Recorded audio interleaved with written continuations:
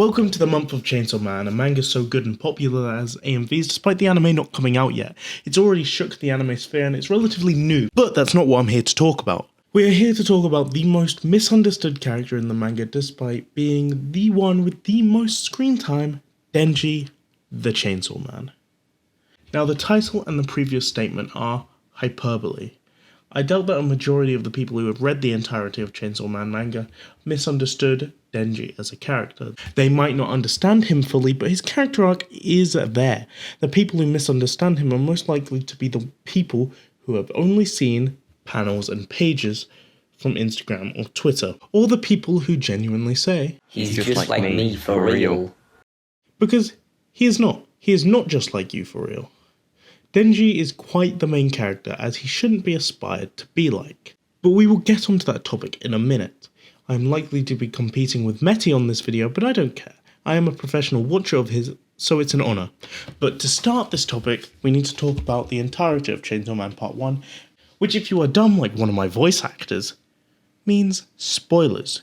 If you are anime only, don't watch this, or I'll invite you to my birthday party.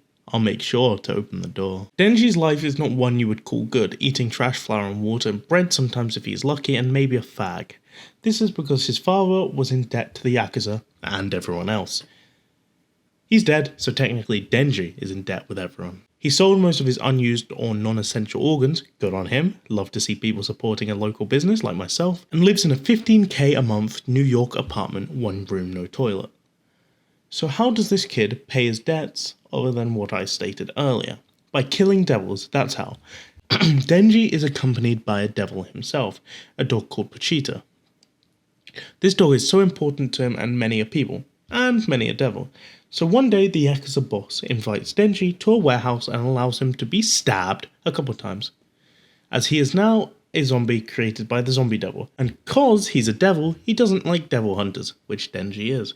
Pochita then fuses with Denji into his heart to create the Chainsaw Man.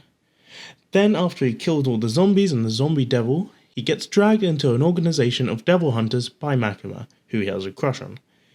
He then meets Aki Hayakawa and later Power. Said fiend wants her cat back. Denji only agrees to find it because he wants to touch her tits, and she will let him if he gets it. Ignoring the details, he does, and gets to grope her.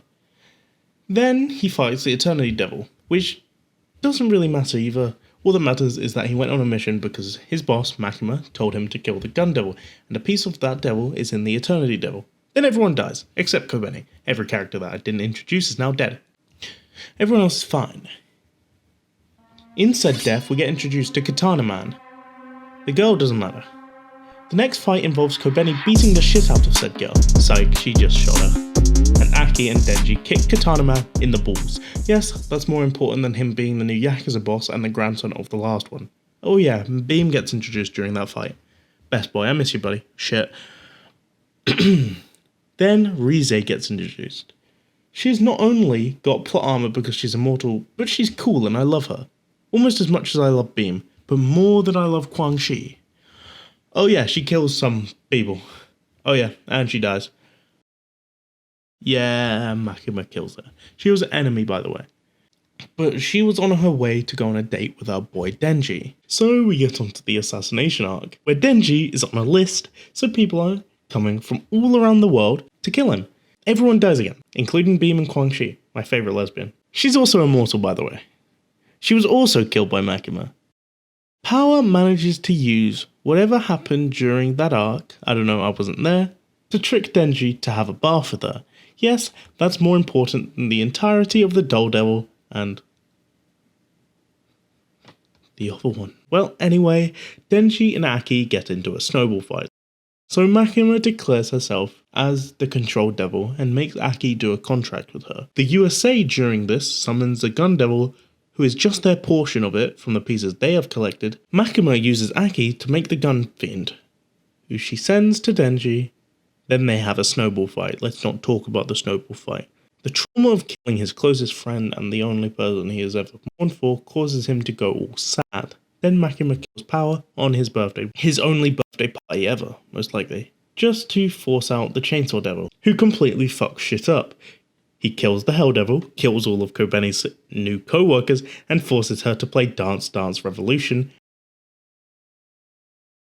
as he kills all the Weapon Devils and fights Makima.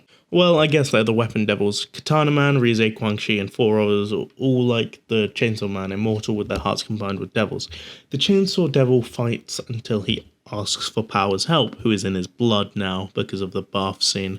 No, it was the thing after the bath scene, which definitely does not look like sexual intercourse. She comes out and helps her buddy and then sacrifices herself for him. There, he gets dragged to a house with Kobeni, and then he comes up with a plan to kill Makima. He then eats her. That's the actual plot of Chainsaw Man. And Denji's introduction is a great one. He is missing all his unvital organs and an eye, and it is £247,159 and 53 pence in debt in today's money, or 284,570.83 in your money. Ugh. Yet he's incredibly optimistic about his life. He is shown to be excited often, but only when interacting with his dog. His dog is his only friend in a life where girls call him smelly and run away, and all the adults use him for money. There is a good reason for this. Pochita, his dog, is a devil, the very same he hunts for money to live. At his lowest point after the suicide of his father and about to be killed by the Yakuza for the debt of said father, he met Pochita. Denji was ready to die by his hand, but realized the dog was heavily injured and made a contract with him so that they could kill devils and deal them to the Yakuza. Makima later states that he was happy in this life with Pochita, and even the story backs it up with information like Power knowing Pochita just by his appearance from how much Denji talked about him. Denji understood that he's very lucky and wouldn't take it for granted, but he did dream of a better life, which gets cut short by a 1-2 punch of him coughing up blood from a hereditary disease and then getting fucking killed by the zombie Yakuza, band name by the way. The final scene before he becomes immortal is one of the few scenes with Denji being pessimistic, as he couldn't even dream of having a normal life without his shitty life being taken from him. There's a reason why I again recap this scene but better. Denji had so much against him from birth even. His dad got in debt with the Yakuza, his mum died of disease, and he was left alone in debt, abused by everyone who had some kind of power over the boy. Yet he stayed incredibly optimistic to his death. But he dreamed of a better life, and yet he wasn't allowed to even do that, as it was taken from him. When Pochita gives his life back to him, he declares the Yakuza as people who shouldn't have dreamed of more as they had plenty, and that he shouldn't have dreamed as he had enough to live. But then he quickly retracts this statement as he realizes that everyone is allowed to dream, even those with it all. Denji's appreciation for what he has, even though it's not much, is commendable, and when he gets the power to gain his dreams and protect them, he would do his best to do that. But the reason why his introduction is so good is that it is basically a full arc in one chapter. Probably not even an episode. It starts with him at his lowest, the least amount of organs in his life, but still optimistic. It lays out a dream of hugging a girl, and then lowers him down even more with his death. And not even allowing him to dream, and then he overcomes it, breaking free of all his debts, and then he achieves the stated dream of hugging a girl, and gets a normal breakfast for the first time in ever. It takes him from his lowest to lower, and then to his highest, all in one chapter. And it introduces his character arc and the theme of dreams. That's why it's so amazing. Pochita was only tied to Denji as he was because of Denji's dreams. No matter how tough the situation, he always dreamed when he got back to his tiny room, just like Pochita, the Chainsaw Devil. That's why Pochita became Denji's first friend, and why Denji became his. But that's not who we are here for. Denji's dreams when he was in a debt trap were of a normal life, hugging a girl, going on a date, stuff like that. It is a declaration by Denji's brain that he wanted to be normal, to live a normal life without worrying about if he's eating tomorrow. But by the time he got to his normal life, he didn't know how to dream accordingly because he wasn't normal. Everyone he had met had ambitious dreams or righteous goals, and he had nothing. All he had was something to protect, but he soon gained one to touch some boobs. He gained many, one after another, but most of them were simple goals that normal people could earn, normal teenagers. The people his age were already reaching and surpassing these dreams of his, as they were still dreams that were normal but big for a kid in a debt trap. He felt this way as he hadn't experienced normal life and normal stuff like everyone else. The only major emotion he felt was when he was in the debt trap and Pachita disappeared for a day. He never felt proper happiness or any emotion other than panic and loss when Pachita disappeared. Denji's dreams never surpassed normalcy, not only because he wasn't a normal teenager, but because he wasn't used to the life he lived. Only when the rest of his character arc concludes, when he really experienced what it's like to be a normal teenager, and when he really experienced what it's like to be a normal person, does he dream big and proud. But before he could reach that, he had to experience emotion and understand the true consequence of living a normal life. Denji had never mourned before. His mother had died before he even remembered, and his dad caused all his problems. As I said, the closest he got was when Pachita went missing. He also never cared for anyone but Pachita. That's why when his first friend died, he didn't mourn, or any of the people he had met the night before, because he hadn't got attached to them. Probably a leftover trait from when everyone in his life was manipulating him for their own gain. But he got unlucky. He met and bonded with the people who would survive again and again, through the first gun attack, through the bomb devil arc, through the assassination arc, and through hell. They survived each time, but even worse, he spent most of his time with them, getting used to their quirks and being nicer as they did the same with him. He even doesn't feel sexually attracted to one of them as they slowly get a sibling-like relationship. Aki and Power were the best things to happen to Denji since Pachita, and he truly enjoys their company, choosing them over Makima when it came to them going on holiday or hanging out with Aki and Power. And it doesn't make it better that during their trip to Hokkaido, Aki spoke about his emotions with Denji, letting them relate to a personal level. Denji had seen each of them at their highs and their lows, from Aki crying over Himeno to him avenging her against Katana Man in the ball kicking contest, from Power lying her ass off and joking around with Denji to her being scared of the darkness. He loved these guys, and when it came to it, would probably lay his own life on the line to protect them. Going from not mourning if they would die to literally wanting to lose all his emotions when he kills Aki was a massive step in Denji's true dream to be truly normal. It didn't need to cost Aki his life because he was already at that step, but the death of Aki is an important part of the character arc Denji did go through. What made it worse was the very purposeful place the gun fiend shows up, at his door. Pachita begging him not to, and Makima ordering him to open the door being the metaphor in Denji's brain that blocks off the fact that he murdered his father, is what demonstrates the pure control of the control devil in this situation. Not only does this fight go into the eventual dreams of Denji as the people recognize him as a hero, not a villain, but it shows the first major emotion of Denji and the first one in the stages of grief, denial. Denji did not want to kill him, he wanted Aki back, but there was multiple stages of denial, from him not believing it's Aki to him not wanting it to be Aki and then him not wanting to kill him. After the death, we see that he did not take it well. He lived a mediocre life with Power off the inheritance from the will and eats good food. He did not enjoy anything that he experienced during this short time. Until he realized what had happened. He had a horrible realization during a trip back from the convenience store.